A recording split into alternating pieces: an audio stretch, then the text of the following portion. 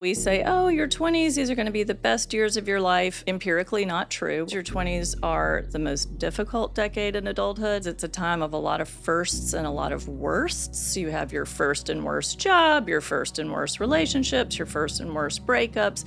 It's a very, very tricky time. The truth is, your 20s are... Oh my gosh.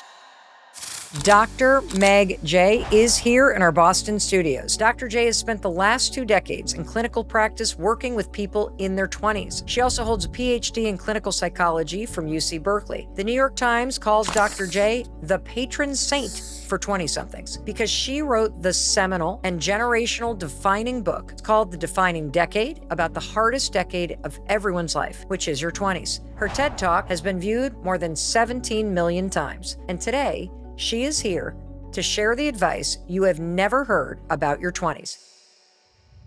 What do you think is wrong about the way the average person, particularly in their 20s, thinks about dating?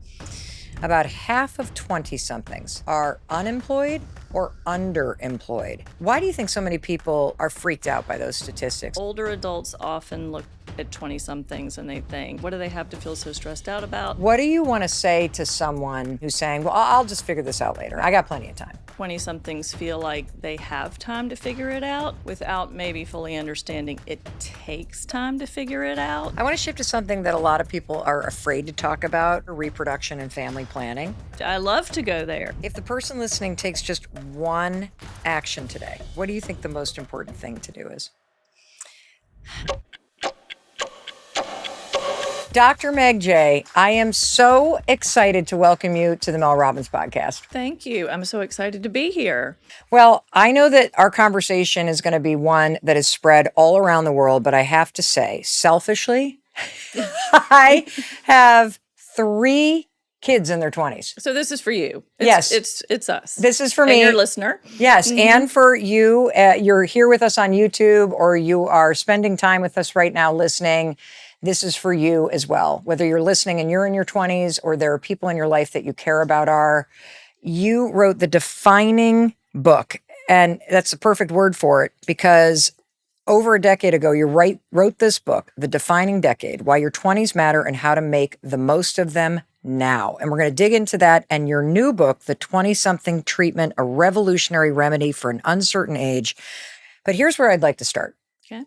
I would love to have you talk to the person who is with us right now and tell them what they could experience about life that would be different if they take everything to heart that you're about to teach us and they put it to use in their life or share it with somebody that they love. Okay. What will be different is they'll be able to make the most of the decade in front of them, no matter what that decade is. It's never too early to live intentionally and courageously, but it's also never too late. You use the word intentionally. What does it mean to live intentionally? I think that means thoughtfully being true to yourself, being authentic, thinking about the future while you're also living in the present. So figuring out what am I trying to do with my one life or with my 20s or even with my 40s or with my 50s, rather than getting caught up in maybe what everyone else is doing or not paying attention and then 10 years has passed you by. I want to read a passage from your mega bestseller, The Defining Decade. Your 20s matter. 80% of life's most defining moments take place by the age of 35. Your earning power is decided in your first 10 years of work. More than half of us are married or dating or living with our future partner by the age of 30. Your brain and your personality change more during your 20s than at any time before or after. Your social network is about as big as it is ever going to get. Your defining decade coincides with your peak childbearing years. Meanwhile, your 20s are the most uncertain years you will ever know. Why do you think so many people are freaked out by those statistics and they don't want to talk about it? Because that's not your opinion. Those are the facts. Right. Those are the facts. Definitely not my opinion. I think it comes from a couple of different places. Culturally, we idealize youth. So we say, oh, your 20s, these are going to be the best years of your life. Empirically not true. We'll talk more about that. We say, oh, your 20s, these are going to be the most carefree years of your life. Empirically not true. We'll talk more about that. The truth is your 20s are the most defining decade of adulthood, and also in many ways the most difficult decade in adulthood. The reason for that is it's a time of a lot of firsts and a lot of worsts. You have your first and worst job, your first and worst relationships, your first and worst breakups. It's a very, very tricky time. And I think older adults often look at 20 somethings and they think, oh, they don't have partners or houses or mortgages or kids. What do they have to feel so stressed out about? But I think what they don't realize is that it's stressful not to have those things, and even more importantly, not to know if you ever will. Oh my gosh, as a parent, you just made me feel sad. Aw, it's hard. It's hard to be a 20 something. Yeah. Well, because I have been guilty Hmm. of saying, well, you don't have kids. You know what? You can figure it out. You can try anything. The world's your Mm, oyster. Go do what mm. you want. Like, what are y'all worked up about? Like, yeah, da, da, da, da, da. But I'd never really stopped to think about the fear that you might not have those things that you wanted, or you might not be able to figure it out. Right. I've had so many clients and students over the years say, if I knew I was going to have it all eventually, I could get through this time. I don't need it now, but if I knew I was going to have it, I could get through this time so much easier. And of course, we can't see into the future. We just have to create the future as best as we can.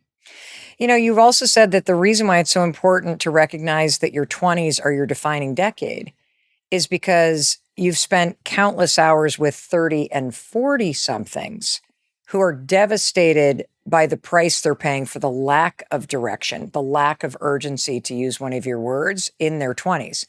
So, what do you want to say to someone who is in their 20s and who's saying, well, I'll just figure this out later. I don't figure this out right now. I got plenty of time. I think the first thing I would actually not say, it would be a question I would ask, what are they waiting for? That I think 20 somethings feel like they have time to figure it out without maybe fully understanding it takes time to figure it out. So the Ooh. sooner you start that process, the better. If you try to start figuring everything out in your 30s, you're probably going to be pretty crunched for time. You may not get everything you want. I don't want that to happen, which is why in the defining decade, I don't say you have to have it all figured out by 30. I say, please start figuring it out by 30. I love that distinction. The distinction of, oh, I have time to figure it out versus it takes time to figure it out. And so when you're talking to somebody in their 20s, how do you counsel somebody who is freaking out about the fact that they don't have it all figured out? And now I start to feel anxious that I don't have it figured out. Now I'm paralyzed by that.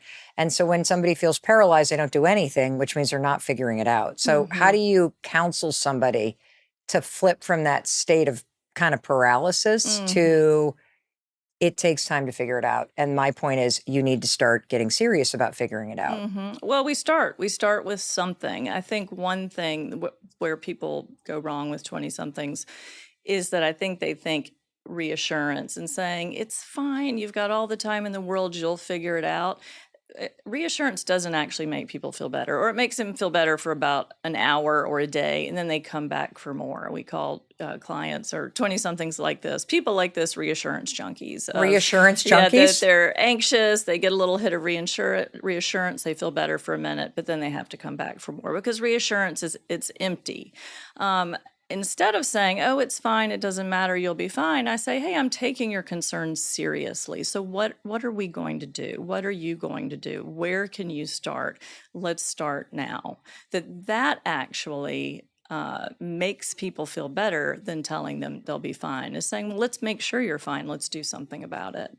You said that the 20s are such an uncertain and difficult decade because it's full of firsts and worsts. Yes. And I'd love to have you speak just a little bit to what are some of the things that 20 somethings feel a lot of anxiety about that might surprise somebody who's not in their 20s to hear causes anxiety in that decade of firsts and worsts? Yeah. I think really to understand what is so difficult about the 20s is that it's the most uncertain time of life. So it's probably the only time in your life where everything is uncertain all at the same time. So work is uncertain, love is uncertain, finances are uncertain, the brain is still developing, emotional stability is still coming together. So, I think most of us in 30s or 40s or 50s, maybe we have work goes sideways or romance is blowing up. But for 20 somethings, everything is uncertain at worst. At once, the brain really hates that. The brain interprets uncertainty as danger. So 20 somethings are walking around in a pretty low level state of sort of chronic stress and anxiety around everything feels dangerous because they don't have those adult sources of safety. So they may feel anxious about, I don't know how to talk to my roommate, so I'm sending them texts instead of saying, hey, can we have a conversation? Or a big one is, I don't know how to talk to my boss and ask for this weekend off that I need for my sister's wedding. Or I don't know how to go on a date. I've never kissed anybody before. I've never had sex. I'm worried I'll never be able to pay my bills. They're feeling anxious and worried about just about everything that's uncertain. And that's just about everything. Well, what's interesting is if you've had a child that has gone off to college or gone into the military or gone to a trade school, especially if they leave home, there's this assumption that they're maturing and they're gaining those skills, and that by the time they get out of college or trade school or the military, okay, they got it all figured out. And what you're making me realize is, wait a minute, those are life skills that you don't just stumble upon. Right. You have to have experiences or people in your life that teach you those life skills. Right. Experiences usually. And I have to say, college is a whole other conversation. Have me back and we'll talk about that. I have a lot of strong opinions and thoughts and feelings about college, which I love, but people get too hung up on whether to go to college, where to go to college, what to major in. The biggest question in higher education is how to go to college, how to do college. That is what is going to determine whether or not college pays off for you, is how you did it, not whether you sort of showed up for 4 years and then got a piece of paper. The most important stuff in college happens between classes. It's the did you or did you not go to the college center or career center? Did you or did you not go have a conversation with your professor and get more comfortable talking to people in positions of power or learn about an internship? So we can do a whole other show on that. Well, let's talk about what are 5 things that people get wrong about college that they need to be doing that make the college experience what it should be or could be. Number 1, go to class. People out there, I just gave a talk at UVA orientation a couple days ago, and I said, I know all the parents out there, you assume your kids are going to class. I work at UVA. I can tell you I wouldn't be assuming that, because with technology, it's never been more possible to not go to class, look at the slides, not look at the slides. But going to class, it's just showing up for life. It gets you out of bed. It's like we were talking about with work. It adds structure to your day. You might start to kind of have a relationship with a professor or think, oh, I'm going to go visit that person in office hours. So just going to class is some very low-hanging fruit, but an amazing way to start. Another piece of advice is to make a calendar. Take all your syllabi, put them all in one place. You've got, all the classes, all the assignments, all the readings, all the deadlines, all in one place. Most students don't do that. Another one I'll mention, one of the biggest predictors of whether college pays off for people, which is very important to people right now, is whether or not they had an internship in college. Because the best preparation for work is work. The best preparation for work is not showing up to a college class in your pajamas and shopping on your laptop, which is, frankly, what a lot of college students are doing. So no judgment. I'm just saying that will not prepare you for work. So the best preparation for work is work. So I want to see you as a college student having at least one internship, at least one job before you graduate. If you graduate from college and you're looking for your first job, you've done something wrong. I love this. What else? I could go on keep going. All day. Keep going about this. What else? Because just that visual of showing up in your pajamas and shopping online. Mm-hmm. It may seem cool to your friends, but it's disrespectful to you not you, the Right. professor, but Sure. it's Sure. disrespectful To you as to you as as the the student consumer, and the you're consumer. And paying. if somebody else is paying for it, Mm-hmm. disrespectful to them. Right. Right. Absolutely. But I think a lot of kids go to college because they think they should, and it's a box to check, and their friends are going, and they want it to look a certain way on Instagram, and Mm-hmm. they've lost sight of what it's actually meant to do and what it could do until senior year rolls Absolutely. around, and uh-oh. I get it. Went to college myself and didn't do everything perfectly. But if that's entirely where you're coming from for the 4 years, you're really not going to be prepared. And, I said the most wonderful thing about working with 20 somethings, they're like planes just after takeoff. Very easy to help them course correct. The toughest 20 somethings to work with are the ones whose lives never took off after college, so that they didn't even get the lift off, because then you're having to create that. Well, in your new best-selling book, The 20-Something Treatment, I'm reading on page 76, you say, let's clear something up. Contrary to what popular culture and social media may suggest, your 20s are probably not going to be the best years of your life, at least not emotionally. These may or may not be the years when you look your best, but they are unlikely to be the years when you feel your best. In fact, statistically speaking, your 20s are likely to be the years when you will feel your worst. That's right. It's funny, I've been working with 20 somethings for 25 years, and again and again, when people say, "What do you specialize in?" and I say 20 somethings, they say, "Why would you do that?" Just sort of imagining they couldn't possibly have any problems. But it's actually, they are, I'm sorry to say, the mental health low point of life, which is why I've been working with this age group for 2 decades, because it is the most challenging time from a mental health perspective for all the reasons we just talked about. It's also a time, which we'll get to, where you can feel better pretty quickly, and a little bit of advice goes a long way. So it's up from here.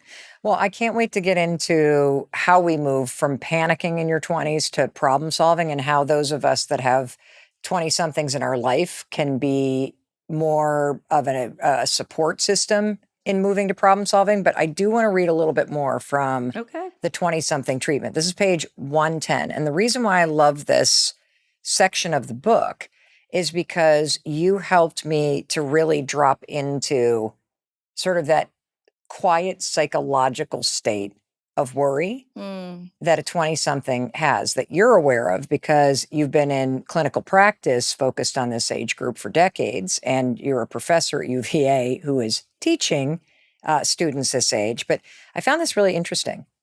Young adults are the loneliest people in the United States. These are the sort of things that I hear every day from 20 somethings. I don't really feel like I have a group that I belong to. I'd like to delete the Snapchats from my old friends who haven't been great to me, but then there would be nothing on my phone. I don't know how to get close to people. There's not a handbook for that. One of my best friends ghosted me, and the other one found a boyfriend. I don't know how to take friendships to the next level. I lost interest in my social life because I'm embarrassed I'm not going anywhere at work. I just feel like I have no one to turn to when I need something or when I have a hard day. I don't know a single person in my life. Life in my 20s is hard in all sorts of ways. I feel like what I really need is a friend. That's really sad. hmm Many people are surprised, because when we think about the 20s, we think about people at music festivals, and they're partying, and they're at raves, and they're going on trips to Ibiza. And that's maybe what it looks like on social media. But yes, empirically, your 20s tend to be the loneliest years of life, because you grew up in a home with some family of some form, Yep. and you maybe, statistically speaking, are headed toward your own family that you're going to create in the future. But you're between families, you're often between friends, you're often between relationships as people move around. So it really is the loneliest time of life. One of the other problems I wanted to just touch on before we jump into uh, what we can do and the good news here is that I hear from the 20 somethings in my life, particularly two of our kids, that they feel a little whether the word is deceived or disappointed or confused by what they thought their 20s was going to be like and what it's actually like. That instead of having fun and traveling and figuring out their purpose and going to new cities, that instead the reality is they're at a job that they don't like. They're in the bathroom crying because they don't know how to deal with stress at work.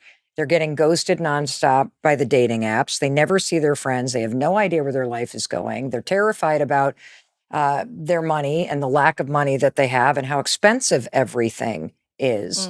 Where do you think this disconnect comes from? And is this a very common thing that you're seeing with 20 somethings? Oh, absolutely. I would say that's the main disconnect is that people think, maybe because of social media, but also because culturally we idealize youth and say, oh, it's so fun and great and easy to be young. When really, we could talk about this later, but I think it's more fun and great to be older.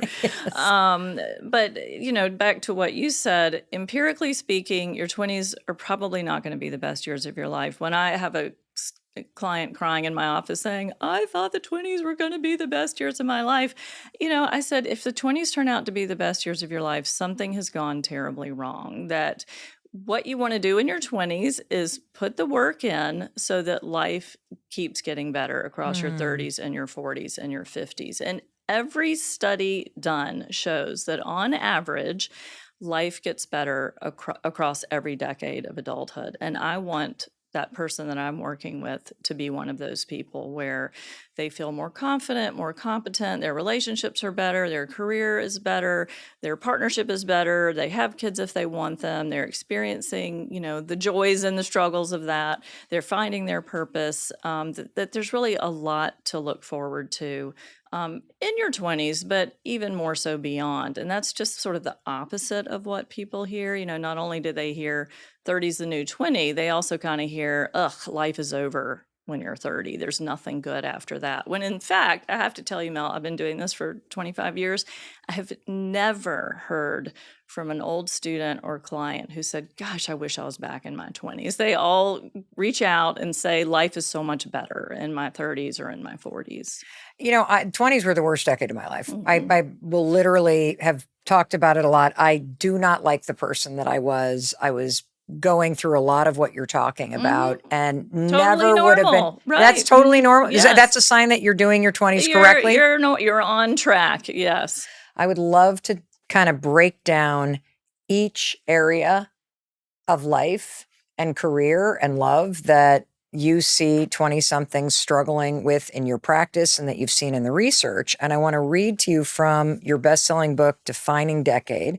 The world of work has officially been disrupted, which means there are more choices, but more confusion too. Because short-term work has replaced long-term careers, the average 20-something will have about a handful of jobs in their 20s alone. Young adults are more educated and engaged than ever before, but dishearteningly, their first jobs out of school may not even require a college degree. Other entry-level jobs have gone overseas, making it difficult for some young adults to gain a foothold at home. For those who can swing it, an unpaid internship is the new starter job, and at any given time, about half of 20-somethings are unemployed or underemployed. Wow. And we didn't even talk about student debt. No, right. And we didn't even talk about the fact that we are now in a hybrid work and a remote work environment.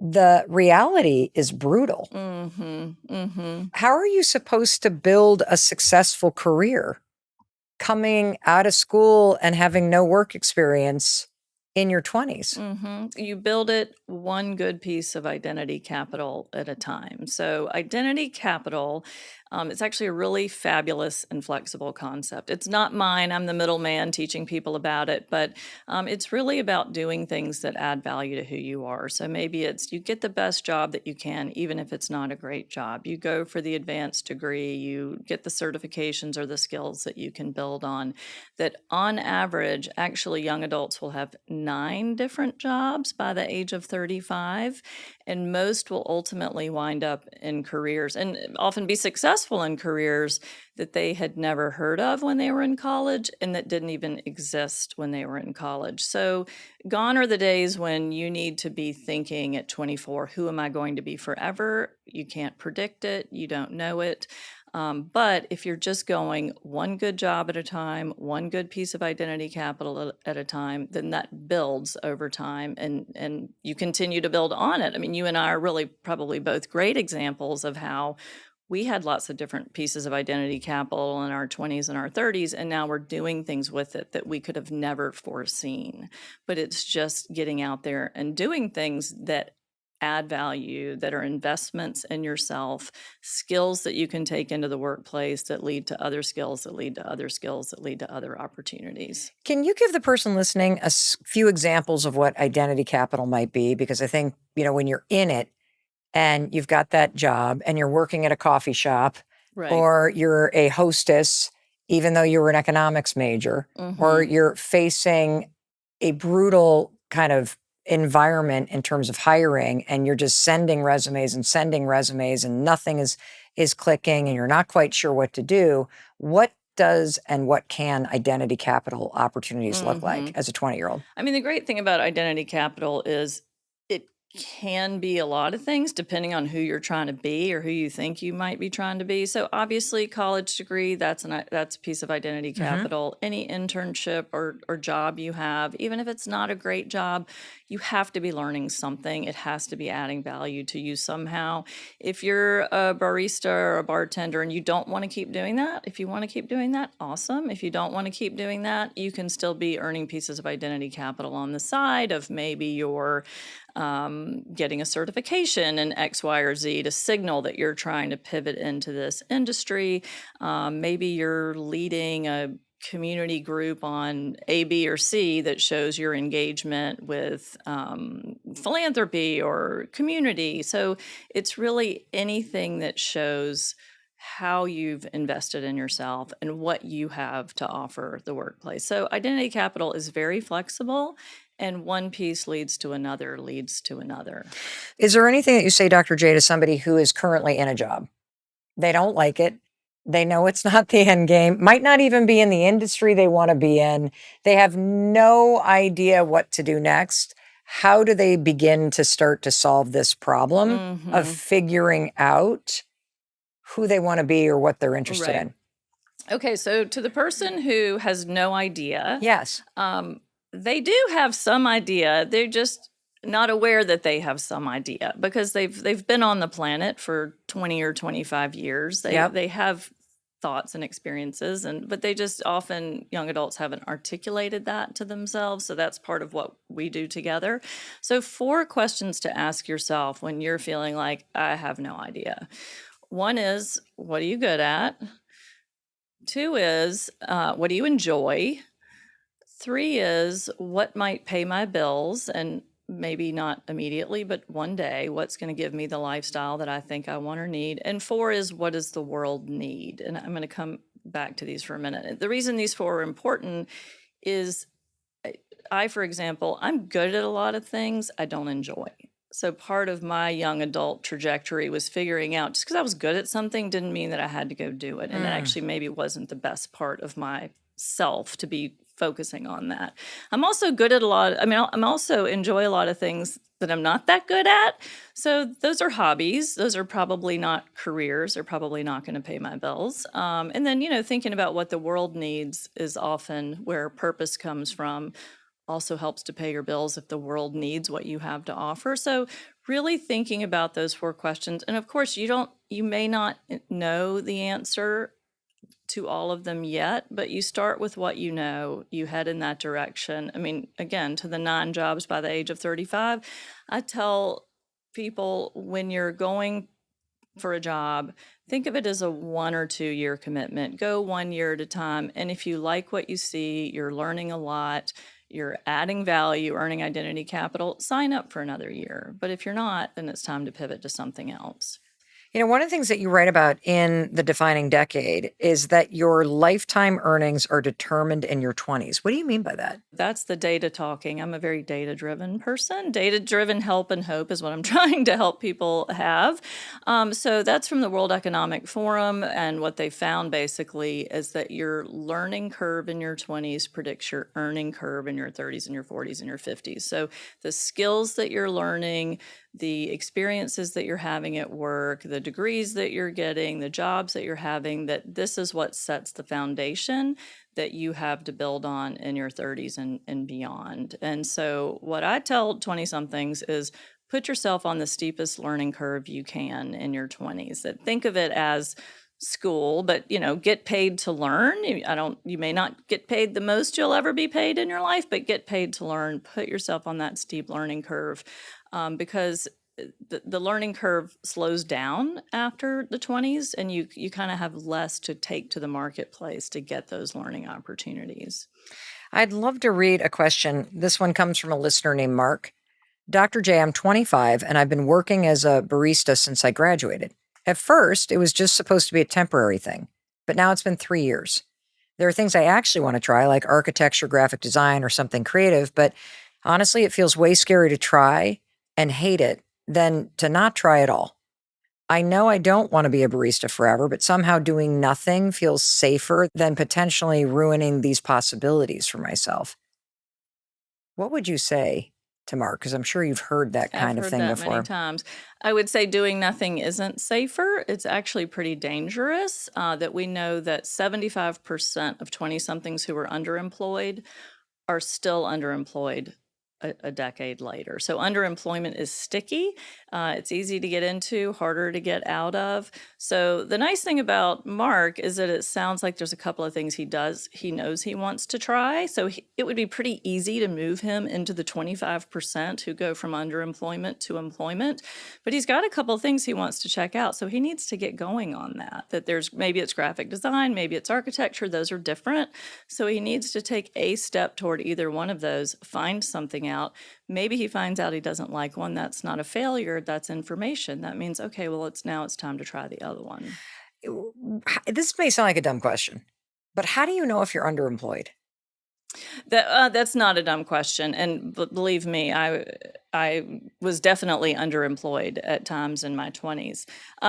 Technically speaking, underemployment is a job that doesn't make use of the education that you have. So Okay. when I went to University of Virginia as an undergrad, great school, and graduated. And my first job out of college was as an outward bound instructor, which I did for 5 years. No apartment, lived out of a car, took people around in the wilderness for 5 years.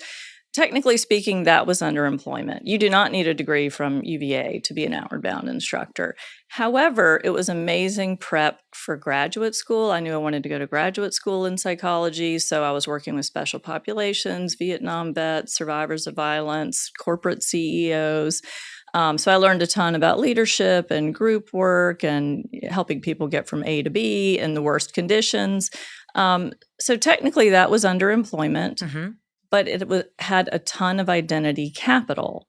So I was able to take that identity capital. When I went to go pivot to graduate school and I went around to do interviews, people said, "Oh, you're the Outward Bound girl. Tell me about Outward Bound." And so I think, not to have a too black and white view on does this immediately use my degree, as much as what capital is in this for me? Can I turn this into the next thing? I would like to ask you for some advice. Let's say that I'm Mark's mother, and I know that Mark is working at a coffee shop or working, as a host at a restaurant. And as the parent, my opinion is that by now, this was fine for the first year, Right. but where's the get up and go? Right. Where's my high school athlete? Where's my Right. person that I know you are? What happened? It seems kind of obvious that you should be either learning Canva or taking AI certifications or going to orientation for an architecture school. And so I feel like it's a common experience to as the parent or the loved one or the friend to be like, what the hell is wrong with you? Like, take a class. Like, this is not rocket science. What do you want us to know about what it's actually like to be in that state where you know kind of what you need to do, but you have so much of that fear that is a normal part of being a 20-something, uncertain about everything, that it paralyzes you. How do we approach these moments? Because I think that is a very relatable and extremely common dynamic right now. Well, there's joke for lack of a better word in the therapy community, which is how many therapists does it take to change a light bulb? And the answer is just one, but the light bulb has to want to change. But I actually would answer it even differently. The light bulb has to need to change. And so I think sometimes 20-somethings change when they need to, that it can get painful before they change of, wow, this really isn't going to work forever. I really can't pay my bills. I really hate this a lot. That's okay to have that experience, for Mark to have that reality of, I really need to change. This isn't going to work for me. I think as parents, there's a lot of research around how people change. And one of the biggest pivots there is taking people from like the pre-contemplation to contemplation of, I'm not even thinking about changing, to I'm thinking about changing. And so people ask me, how do I get my kid to think about changing?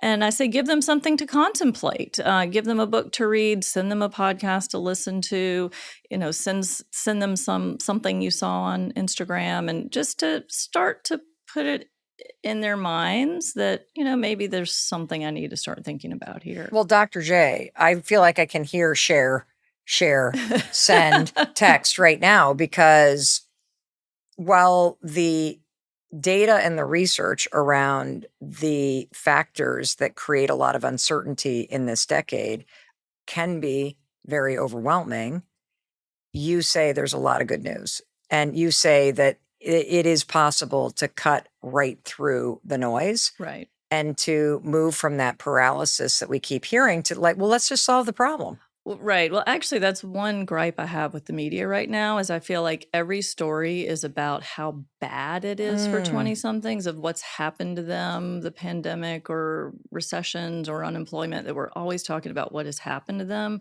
rather than what can they do about it. That in life, things are going to happen. And we always have to say, okay, well, what am I going to do about what's happened? We're kind of leaving it at what's happened and why it's so hard, instead of saying, but you can do something. We've talked about career and work, but I would love to now shift to something every 20-something seems to be struggling with, which is dating and love. Okay. And you've said that the person that you choose to be with might be the most important decision of your life. Let's talk about that.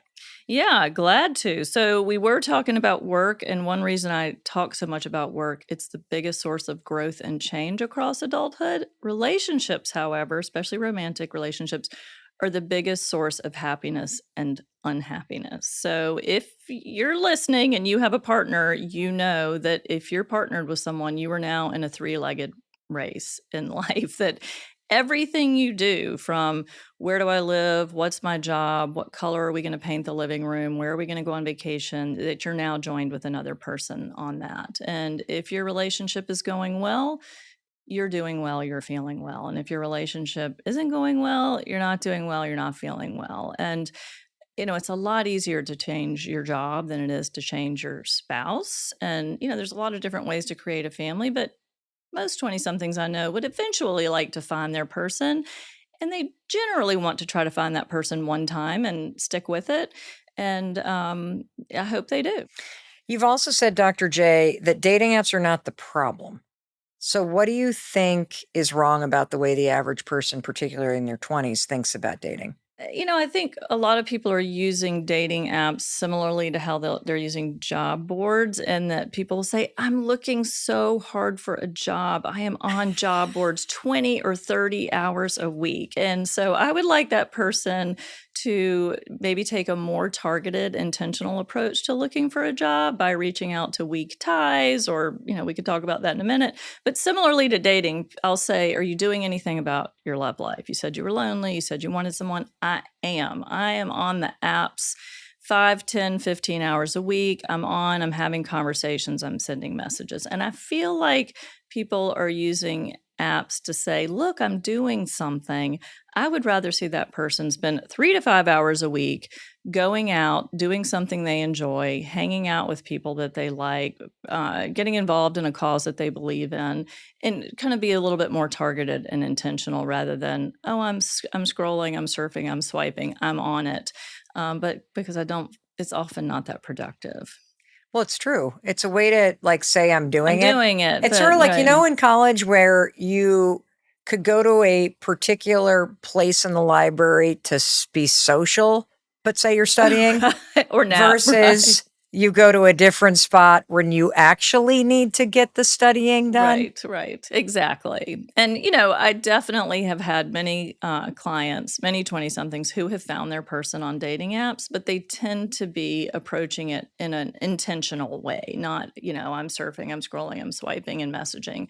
They tend to sort of know what they want, and they're not afraid to go out there and look for it or ask for it, whether that's in person or on an app. I want to read from page 207 in your best-selling book, The Defining Decade. Being single while you're young may be glorified in the press, but staying single across the 20s does not typically feel good. A study that tracked men and women from their early 20s to their later 20s found that of those who remained single, who dated or hooked up but avoided commitment, 80% were dissatisfied with their dating lives, and only 10% didn't wish they had a partner. So 90% of people wish they had a partner. Being chronically uncoupled may be especially detrimental to men, as those who remained single throughout their 20s experienced a significant dip in their self-esteem near 30. Why? What does this passage tell you, Dr. Jay? Dating is important and scary. So I think a lot of people postpone dating because going back to that uncertainty, it's scary, it's anxiety provoking, it's very uncertain, and it's not mandatory. So most 20-somethings have got to get a job. They have got to get a roof over their heads. They've got to buy groceries. But dating, they can sort of keep kicking the can down the road. And so a lot of people, young men especially, will say, well, I'm going to get work totally figured out, and then I'm going to start thinking about dating. Life is really rarely that linear. And, work doesn't get, quote, totally figured out until easily 30s. And I think if you start looking for a partner and haven't had any experience in that in your 20s, you've really lost opportunities to learn something about what kind of relationships work for me, what kind of relationships don't. We talked about 9 jobs by the age of 35. I don't know if you'll have 9 different relationships, but you'll probably have more than one, or, likely have more than one. And so really to use them in the same way of what works, what doesn't, what am I learning? And when you see something isn't working, it's time to move on. Dr. Jay, you've also said that when you pick your partner, you're picking your new family. Why is that mindset so important? This is such an important reframe. So we grow up hearing this saying, you can't pick your family, but you can pick your friends. You've heard that? Yeah, of course. Everybody grows up. Friends are the family you choose, right? So everybody sort of grows up hearing that. But then when you're in your 20s and beyond, suddenly you do pick your family when you partner with someone and create a family of your own. So to realize you're not the recipient of a family anymore, you're the agent, you're choosing. And this is this is important for every 20-something. From my heart, it's especially important for those 20-somethings who grew up without unhappy families. A lot of young adults say happy families are for other people. Other people had happy families. I don't get to have that. And the great thing about working with 20-somethings like this is you do get to have that. We get to reboot this. You can go pick that, create that for yourself. How do you create a happy family if you grew up in a family that wasn't happy? Oftentimes people who grew up with adversity are the most motivated to have happy families, the most clear on how important this is and what they want and what they don't want. And oftentimes a really powerful piece of work with a 20-something is to shift them from you get to do it differently. You actually know what's really important, what to be careful about. Some of the best parents and partners that I have worked with or have seen came from unhappy families because they're so motivated to do this right and to do it right for their kids, which is amazing. So you also talk about how something called perceived desirability affects how successful you are romantically. What exactly is perceived desirability and how does it impact dating and your love life? Yeah. So perceived desirability, that's a mouthful, but it's really how much you think people want you, like how wanted you feel like you are. This is actually a bigger predictor of self-esteem in relationships than like career success or popularity or attractiveness. It's how much you think people want you.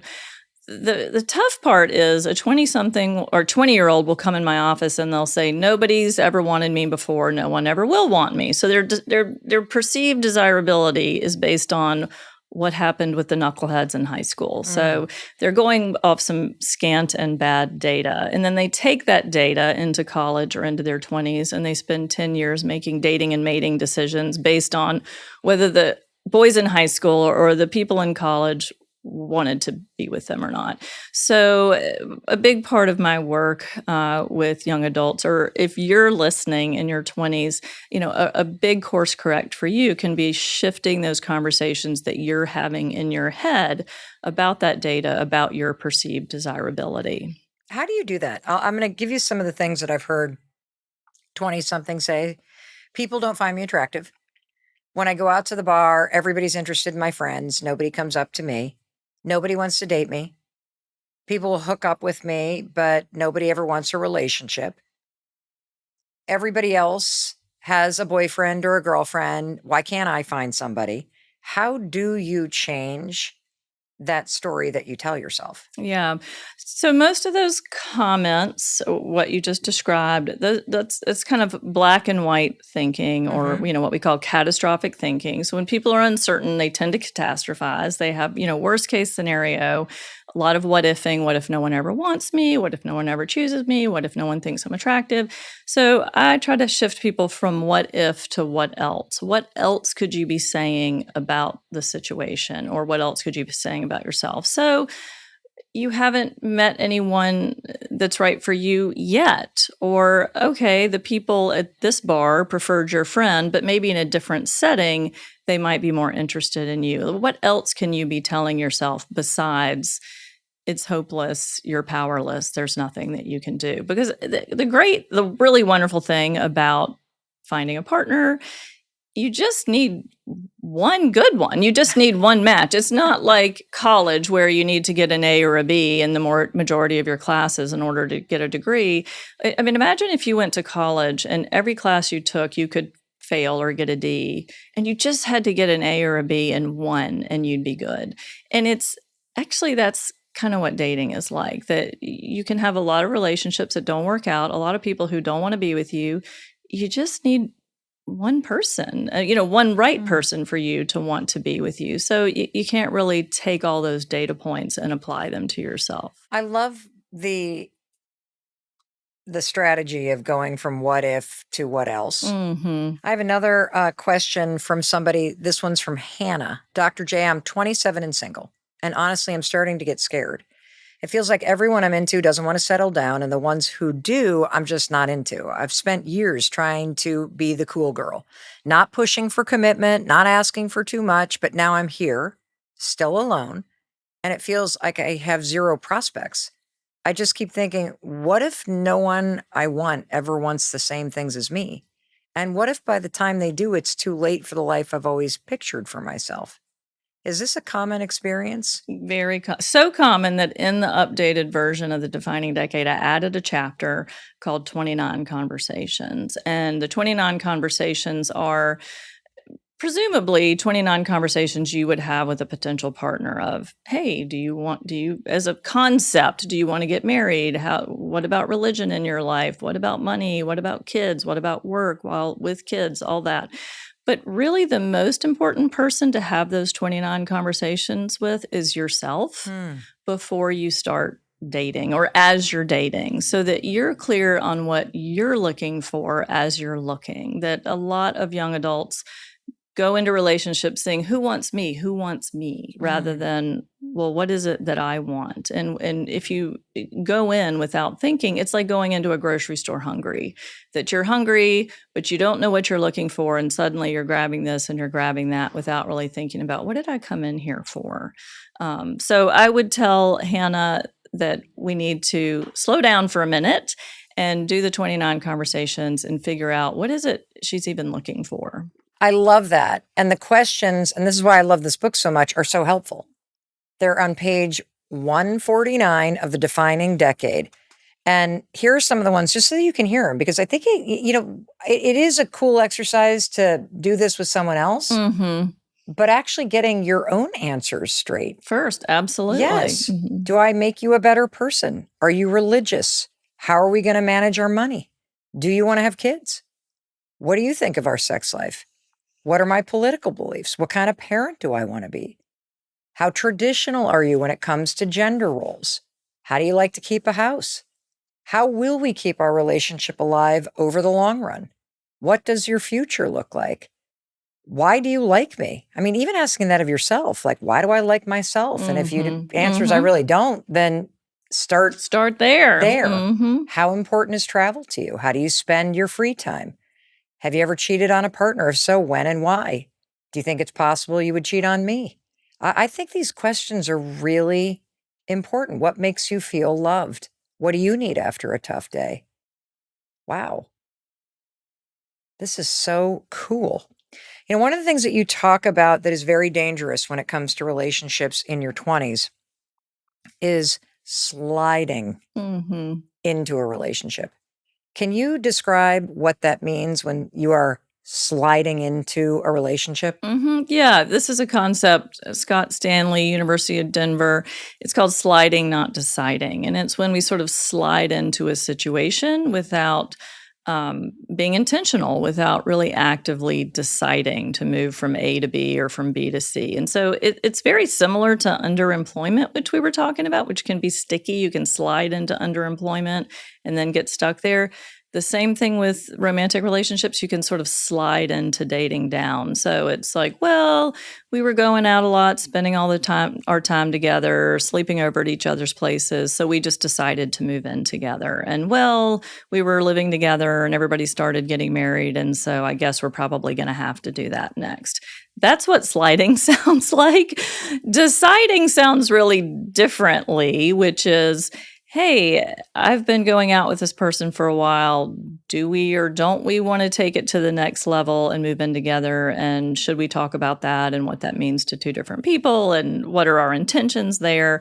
Hey, we've been living together. How's this going or not going? And do we want to take it to the next level again? Or do we want to say, what you see is what you get and this isn't working? So, it's very similar to sort of sliding into bad jobs. We can slide into bad relationships. And it's easier to slide in than it is to slide out. That you can slide into a bad relationship.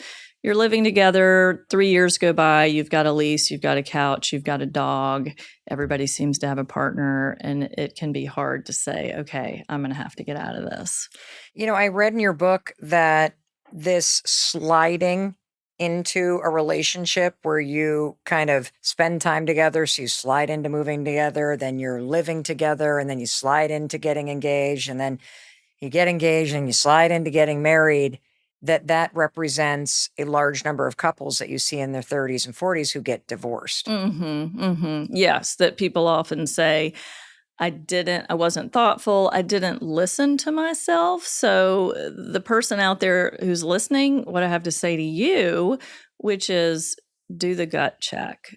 Ask yourself, what if I'm still in this situation 5 years from now? What if I'm still in this relationship 5 years from now? As I ask that question, what are the feelings that you're having? And if that feeling is, oh my gosh, no, then I really have to ask why you're still doing it now and how much longer you're going to spend on this. People know when they're not happy in a relationship. I don't have a magical power to see that when they don't. the person I'm sitting across the room from, you who's listening, you know if the gut check feels bad, and only you can act on it. How do you know, though, if you're settling? Because if your 20s are a defining decade with a steep learning curve, it's also going to be full of starts and firsts and worsts and Mm-hmm. growth. And there's a big difference between you being compatible with somebody versus somebody just needing to learn some life skills. Mm-hmm. Right, You know, right. I often Mm-hmm. say to my daughters in particular, look, you can look at your father right now and idolize him. That is not the person I married or I met when he was 26 years old. Right. He Mm-hmm. was not a good cook. He Mm-hmm. was Mm-hmm. not particularly clean. You Right. know, he would have rather lived in a tent than in a house. And so you're looking Mm-hmm. at the accumulation of 30 years Right, of right. skill building and of partnership. And I'm not the same person. Mm-hmm. And so if you're in that zone, because I do feel that this is one of those areas where either you 20 somethings over Mm-hmm. kind of Right. Under or over, always. like, oh, this is Gotta be incredible. Or right. they under, Mm-hmm. but there's so much questioning. Yes. And are you questioning the right things? Are you Right. being realistic? Are you so Mm-hmm. how do you know Right, right. if you're being too picky Mm-hmm. or if you're actually dating down and sliding into something you're going to regret? Right. I mean, that is, the $64,000 question, which a lot of people come to me with, and they want me to answer it of, oh, the algorithm says that Right. this is sliding or this is fine. I think one thing to understand about the 20s, and I saw this on your previous podcast about the 20s as well, and it's in the 20-something treatment, is questions like, who should I partner with? What kind of family should I have? There aren't right answers. There are only your answers. So a lot of people in their 20s are looking for the answer of, is this person right for me? Is this person the one? There isn't an answer. There's just a choice. And so I think just seeing, what am I signing up for? How am I compatible with this person? How am I maybe not compatible with this person? Are there things we want to change related to that? How am I going to deal with those incompatibilities? But yes, that perfect partner, that obvious answer is probably not out there. I would love to have you speak to somebody who right now is sliding, because I know that this is going to be friends sending it to other friends. They can't tell them you're sliding, but Dr. J can. Right. So that tends to be my job. I'm yes. sure you know deep down this isn't right, Mm-hmm. but maybe you've been with this person for 4 years. They're a good person. You're just realizing they're not your person, Mm-hmm. but Mm-hmm. that sense of, oh my God, am I really gonna go back to the drawing board? Mm-hmm. Like, am I sure there's something better out there? Like that agony that you feel, like it's one thing if the person's a jerk, like Right. that's an easier Mm-hmm. breakup. But when it's a Mm-hmm. good person and you're scared that you're never going to find anybody that you're more compatible with, Mm-hmm. what would you say to that person who deep down does know they're sliding into something Mm-hmm. that just isn't quite right? I'm thinking of a client I worked with a couple of years ago who was in a relationship. It was okay, but it just, all the gut checks were saying this wasn't what she should spend her lifetime on. And she literally one day said, um, okay, we're obviously going to get married. They were living together, but they weren't even engaged. She said, we're obviously going to get married, but I really think my second marriage could be a lot better. And so I said, hold on. If you're already planning or already looking forward to, already anticipating needing a different partner later, we just need to do that now. And so what I would tell the listener is what my supervisor told me 30 years ago when I was learning to work with young adults is the best time to work on your marriage is before you have one. And so that is to take it very seriously around this big decision that will probably have more to do with your happiness than anything else, and be really honest with yourself about how does this relationship feel to me? How does it feel across the long haul?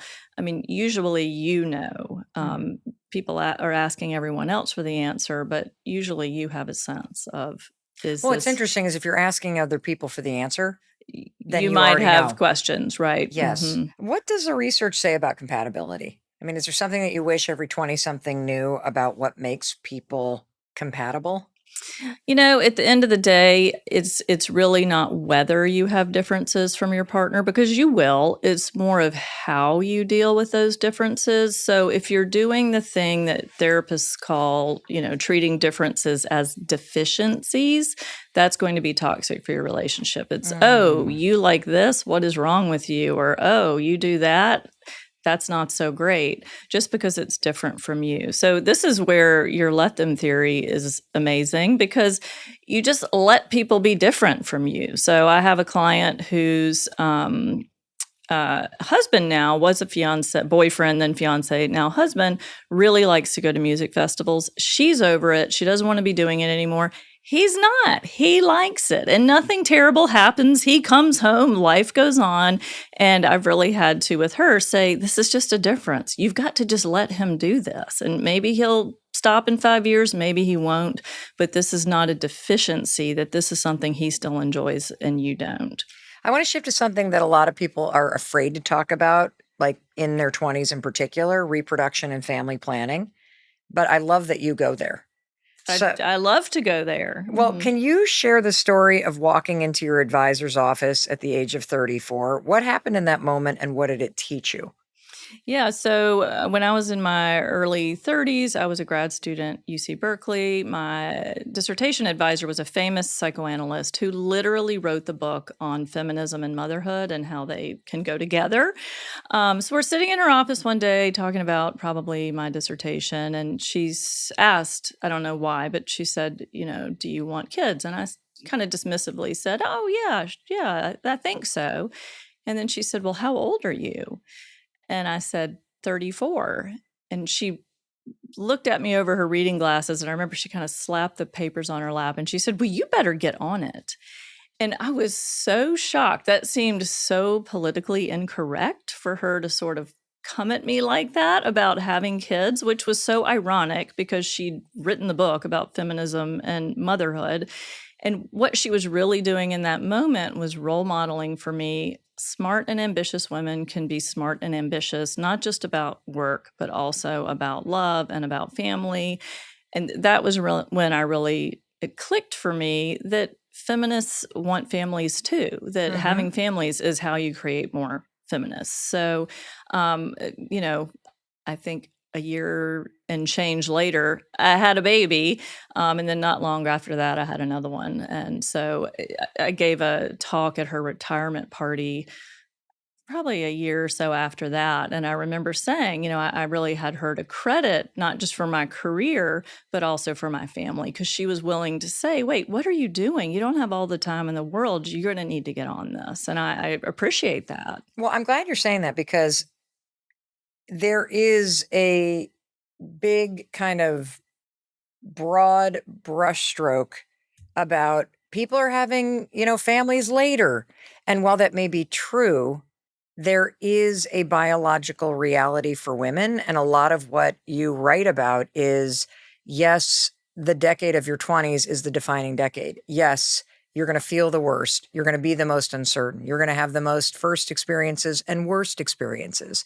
You're doing it in a great way, and it's normal if Hmm. you feel stuck and overwhelmed and paralyzed at times. That means you're doing it correctly. And for women in particular, it is also very important to understand the realities of your biology Hmm.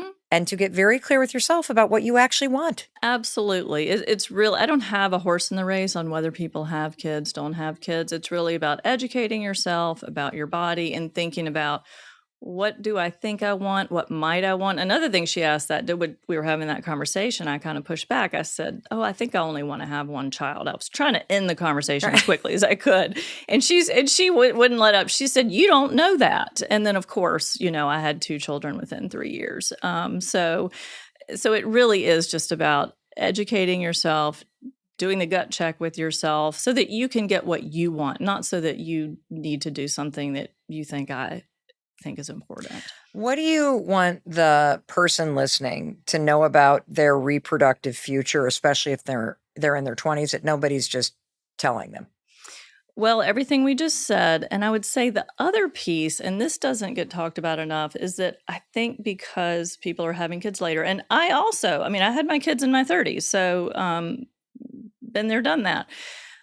But as we think about how far out can I push this? Maybe it could be 40, maybe it could be 42. I think the thing to understand is that having a baby is not the end, it's the beginning. And I think what you maybe don't understand until you have kids is, hey, now that I have kids, I actually want to be around for them as long as possible.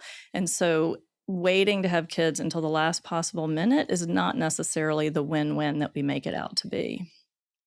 I love that. That having kids is a beginning.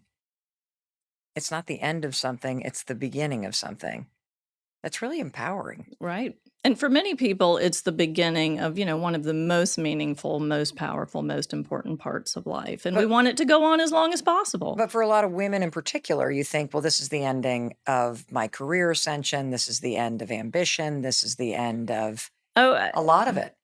I will tell you, Mel, I'd be interested in your perspective. I was more productive, more ambitious, and more successful after I had kids because I was more pressed for time and because it was more important to me to succeed than when I was a single person. I was fine, with my mac and cheese and my ramen noodles and whatever. But once I had kids, I was pressed for time. I was ambitious. I had purpose. I had meaning. My career exploded after I had kids. That was my experience too. Mhm. Didn't make it easy. No. But Yeah. 100% Mhm. made me more ambitious, gave me a sense of purpose. And the time crunch thing Right. also does make you more productive. Yeah. Let's talk about social anxiety Okay. because you write a lot about it. And I see a lot of I see a lot of people in their 20s talking about how they have social anxiety. What is social anxiety? What is a normal amount of angst? When do you know it's a problem? Mm-hmm. I'd love to just hear you kind of talk about what that concept is. Yeah. And if you see it as a big issue for people in their 20s. Yes and no. So social anxiety is the most commonly endorsed or most common mental health complaint. There's actually a questionnaire that's given to students in student health centers all over the country and has a bunch of questions on it, obviously. And the most endorsed question is, I'm worried other people don't like me. So this is a normal primary concern amongst college students, young adults. I'm worried other people don't like me. But there's a difference between being worried and being clinically anxious. And so the way I talk about it with 20-somethings, or if you're listening, my question to you would be, is your social anxiety, are we talking about clinical anxiety or are we talking about uncertainty? Are you feeling socially uncertain of, I don't know if people like me. I don't know if what I said was stupid. I don't know if I'm going to be in the club. I don't know if I'll have anyone to go out with on a Saturday night. That's social uncertainty. And I think that is more commonly than not what 20-somethings are dealing with. Because remember, we said their friendships are unstable, their romantic relationships are unstable. So there's a lot of social uncertainty there. I am cautious about people jumping to diagnostic labels. There's something called the nocebo effect, which is kind of the power of negative expectations, where you hear, oh no, I have a disorder. I'm going to have this forever. And now people really won't like me because on top of them already not liking me, I'm deficient and disordered and messed up. And so I try not to label people with clinical problems when maybe what we're dealing with is a developmental problem. So if you're listening and you're able to be honest with yourself and say, that's me, like I do have social uncertainty, how do we move from the paralysis of that into problem solving so you're not plagued with that uncertainty? Right. Well, fortunately, it doesn't really matter whether you want to call it uncertainty or anxiety because the treatment is the same. So experience is the treatment. Life is the best therapist. So for the person who is feeling socially uncertain or socially anxious, the worst thing you can do is avoid and just stay in your head about that. The best thing you can do is put yourself in social situations that go well, or start with people you trust. Make sure you're showing up for your job. Make sure you're having those difficult conversations, and then you start to have a little bit more social certainty or more social confidence. And to remember that most people are not socially confident until the end of their 20s or beyond. So I'm not talking about do this for a couple of months and then, oh, you're going to be socially confident. We become socially confident when our relationships come together. We have our group, we have people we know we can rely on, maybe we have a partner who loves us. We start to deliver at work, to have those experiences. I talk a lot in the 20 something treatment about skills over pills. And that's, whether you're on medication or not, or need medication or not, everybody needs skills. And so in your 20s, I mean, there's just such an explosion in terms of the social skills that you need to function at work, to make new friends in a big city. You're not all sitting in a classroom together anymore. You're really going to develop a lot of new skills. That's where the social confidence is going to come from. It's going to take a minute. You actually write about that. It's on page 46 in your best-selling book, The 20-Something Treatment. And you're talking about medication.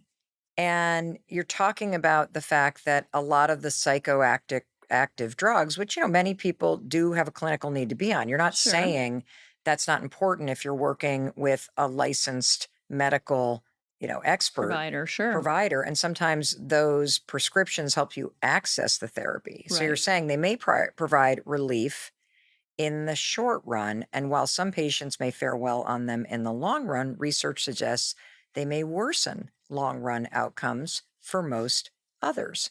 One reason for this is that medications alone don't teach us anything. Maybe they take the edge off or turn the volume down on unwanted thoughts or feelings, but they don't help us learn how to handle unwanted thoughts or feelings or prevent them in the first place. Then, once the medication is removed, our ability to cope or to manage our lives may be no better than it was before. And what I've seen over and over again, it actually becomes worse because they weren't building the skills. And so, what are some of the skills that 20 somethings need to focus on building to be a functioning adult that grows throughout your lifetime and lives a good life? What are those important skills that you can't learn by reading a book in college? Right. I would say one that cuts across work, love, friends, life is having difficult conversations, having conversations with new people, that not the trusted few that you already Yep. know like you. So in terms of work, talking to weak ties, this is how we learn about new jobs, learn about new opportunities. This talking to new people when you've moved to a new town and you sign up for the walking club or the running club. This is how you make new friends. This is how you talk to someone you think you might like in a bar or at a conference, that being willing to talk to people that you don't already feel comfortable with, and maybe they're different or older or in positions of power or just new, that is the single most important skill because it branches out. It gets you out into all those areas. We've talked a lot about the reality of the defining decade in your 20s and the just number of reasons why it is a decade of a lot of uncertainty, a lot of change, a lot of opportunity. But one of the things that you wrote about that caught my attention in the 20 something treatment is hope, and how hope is the biggest predictor of future happiness. But Dr. J, what gives you hope? I mean, what do you see in the 20 somethings that you work with, even the ones that are really, really struggling, that makes you firmly believe and know that everything is going to turn out okay, even if they feel lost today? This is what I love about working with 20 somethings is that I really have development on my side. The data is on my side. So yes, I mentioned 20s or the low point of life, low mental health low point, and low points in lots of ways, but all the data show life gets better across the 30s, across the 40s, across the 50s. So I have that confidence and that belief. And positive expectations actually go a long way in terms of giving people belief and hope. So, whether it's a college student who comes into my office or a 25-year-old or the people we've talked about or you who's listening, when people come into my office, I assume that they're going to grow and change in a positive direction. And I feel very confident that I can help them do that, or they can do that. You can do that from listening to a podcast, reading a book. And one of the best parts of my job is that every day I hear from students, clients, readers who say, oh my gosh, it's been 5 years and this has happened. I get save the dates all the time and baby announcements and new job announcements. And so, you know, I have that belief that things are going to work out, can work out. And I think that helps people. I know that helps people. It's one of the best predictors of positive mental health. Well, what I've really learned from our conversation today is, first of all, I have a much greater level of compassion and a much greater and deeper understanding of the drivers based on the data that you've shared of why exactly this decade can be so fraught with uncertainty and an emotional roller coaster. And I also see the mistakes I've made of just assuming that they knew exactly what to do, assuming they knew what the problem was in the first place, assuming that the thing to do was obvious, and also offering reassurance because I thought propping them up, oh, it's going to work out, you'll be fine, you got plenty of time. And it's done the opposite. And what I've learned now is that it's normal to feel all these things. They're very valid reasons to understand that this is exactly how you should feel. You're doing your 20s correctly if you have these moments. Mm-hmm. And that helping somebody move from feeling uncertain to solving the problems, whether the problems are in work or problems are in the right next step or problems are in how can I earn money now or problems are how can I build some skills or problems are how can I start to create some experiences for myself that help me figure out what direction to move in my career, that these are all things you can help somebody do. Mm-hmm. And that's really, really encouraging. I'd love to have you speak to the person who's listening who's thinking, oh my God, I am not my 20s. I blew it. I get a did lot of those. not, you're like, Dr. J. Mm-hmm. Now I'm really screwed because I'm not in the career I want. I'm not where I want to be. Mm-hmm. I feel under everything that Right, you talked right, about. I right. slid right into my 50s and don't even know how the hell I got here. What is your advice to the person who is feeling that regardless of the decade they're in? Yeah, I would say you're not off the hook. Everything that I've said still applies to you. So the defining decade, here's the sneaky part about it. It's really about adult development. Everything that I'm telling 20 somethings is how adulthood works in every decade. I'm just trying to tell people as soon as possible, as early as possible in the process. And some of my favorite messages and conversations have been from 40 somethings or 50 somethings who said, I read your book for my kids and realized it was exactly the book that I needed as a 40 something. I had a 50 something woman say, you need to do a different edition of this and just change some of the words around and call it the redefining decade, that it's really all the same. That, okay, you're further on your journey, but you're flying your plane. You can still course correct. I mean, we're all just, starting from where we are every single day at every age, and all the same advice applies. If the person listening takes just one action today from everything that you've shared, what do you think the most important thing to do is? Have the courage to imagine your life going well. That I think 20 somethings and all of us at every age spend a lot of time with what if it doesn't this, what if it doesn't that, when we spend all our time doing that, which is kind of convenient, because if you have the courage to imagine your life going well, you're going to see some things that mean something about what you need to be doing today to get there. And so that's what I often have people do, is have the courage to imagine your life going well. What does that mean you need to be doing today? I think all this, what if my life doesn't go well, is in some ways avoidance and distraction over imagining what it is what your hopes and dreams really are. That is a fantastic, fantastic piece of advice. I think that might be one of my most favorite things anybody said on this podcast. Thank you. Have the courage to imagine your life going well. Dr. Meg Jay, what are your parting words? My parting words, similarly, are take care of the minutes and the years will take care of themselves. That's just, a very wise proverb. And it's really about, when we're being intentional, we're being courageous today, our tomorrows are going to be just fine.